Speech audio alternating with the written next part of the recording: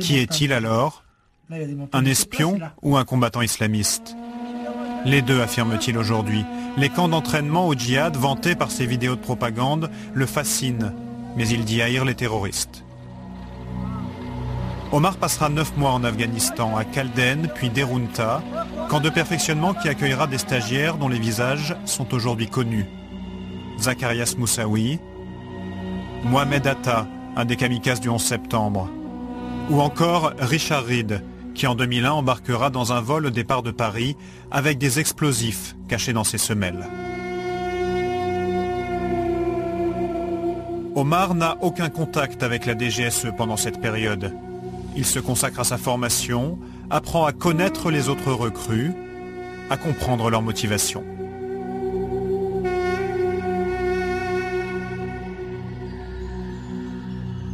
Il n'y a pas d'aventure, il y a de faire plaire à Dieu. De se surpasser pour vraiment plaire à Dieu. C'est tout le sens de leur psychologie là-dedans. Il n'y a aucune aventure, il n'y a pas de coolness, comme on dirait en anglais. Pas de plaisir. Ah non. Plaisir sexuel n'existe pas, tout ça n'est pas là. Plaisir matériel n'existe pas, il n'est pas là. Vous mangez de la merde, presque ça ne vous fait rien. Vous courez dans la montagne avec vos pieds nus et vous êtes ensanglantés et ça ne vous fait rien. Vous dormez pas. Et il y en a beaucoup qui se sont fait exploser par accident dans l'entraînement et qui sont morts là. Dans le camp, il rencontre des Tchétchènes, des Saoudiens, d'autres Maghrébins et un Français d'origine algérienne. Là, il n'y a pas de problème. Ça, c'est Abdelkrim. Ça, c'est lui. Ah non, on ne discute pas, c'est lui. Abdelkarim, de son vrai nom Farid Mellouk, sera l'un de ses plus proches frères d'armes, jusqu'à un soir de juillet 1995. Moi et lui, on était en train de boire du Nescafé dans un coin du camp, vraiment, parce qu'on ne pouvait pas. Normalement, le Nescafé était interné, mais enfin... Et qu'on entend des tirs de Kalachnikov au début du camp à 450 mètres de là, et qu'on se lève, et il y a un éducateur qui court vers nous, et qui nous dit, enfin l'entraîneur qui court vers nous, il dit, ils l'ont fait, ils ont attaqué Paris.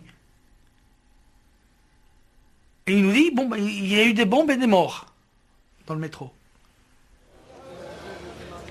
Vendredi 25 juillet 1995, premier attentat dans le métro parisien. 8 morts, Abdelkarim exulte. Machallah, il a dit, un jour, toute la France deviendra musulmane. Vous lui avez rien dit? Non, j'ai souri. J'ai un rôle à jouer.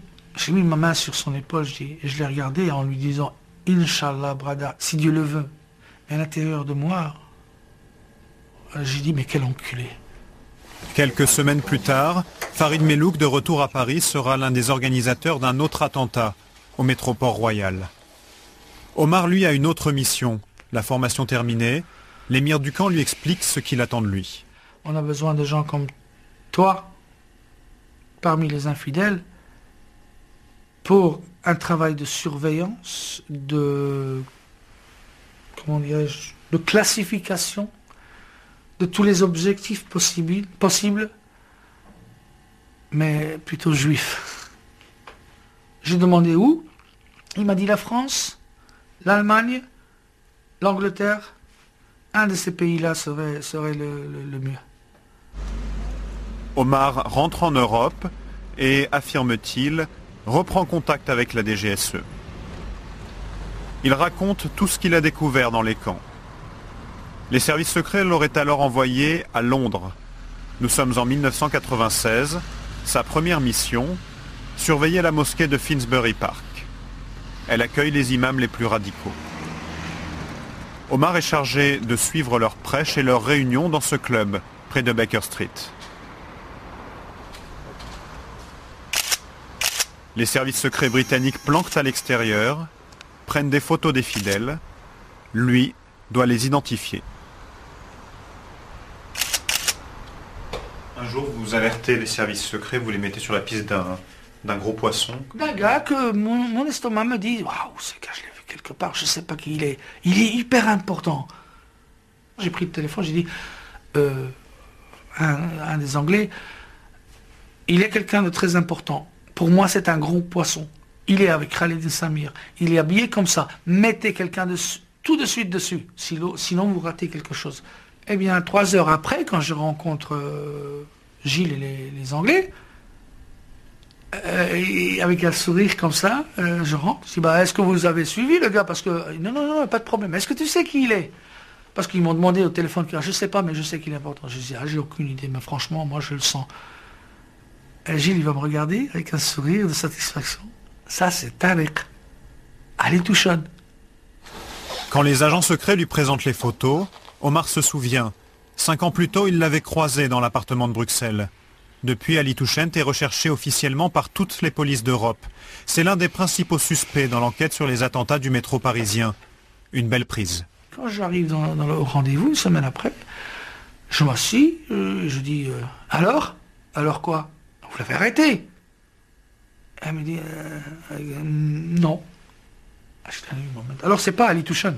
Non, c'est bien lui. Alors vous l'avez arrêté? Non, on l'a pas arrêté. Pourquoi? On l'a perdu. À partir de là, j'ai dit, il faut que je vais m'arrêter là. À l'époque, les Britanniques espèrent encore échapper aux attentats en laissant s'exprimer les islamistes. Omar décroche. Il affirme avoir été découragé. Le contact avec les services secrets est rompu jusqu'au 11 septembre 2001.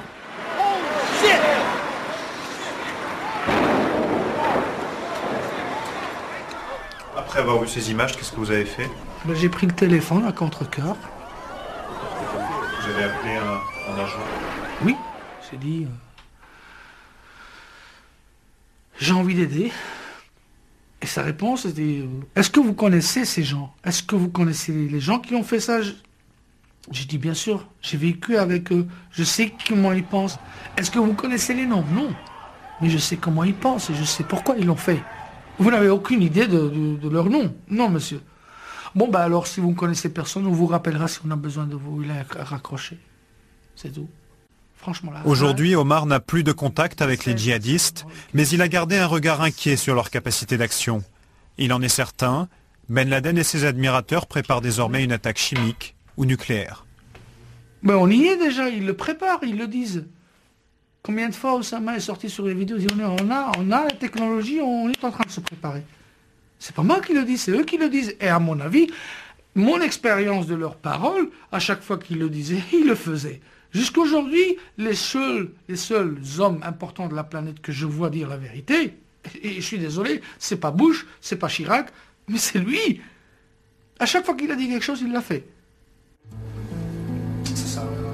Omar affirme que les services secrets n'ont pas honoré leur part du contrat. Il espère une nouvelle identité pour refaire sa vie. En attendant, il se cache, toujours dans l'ombre, anonyme.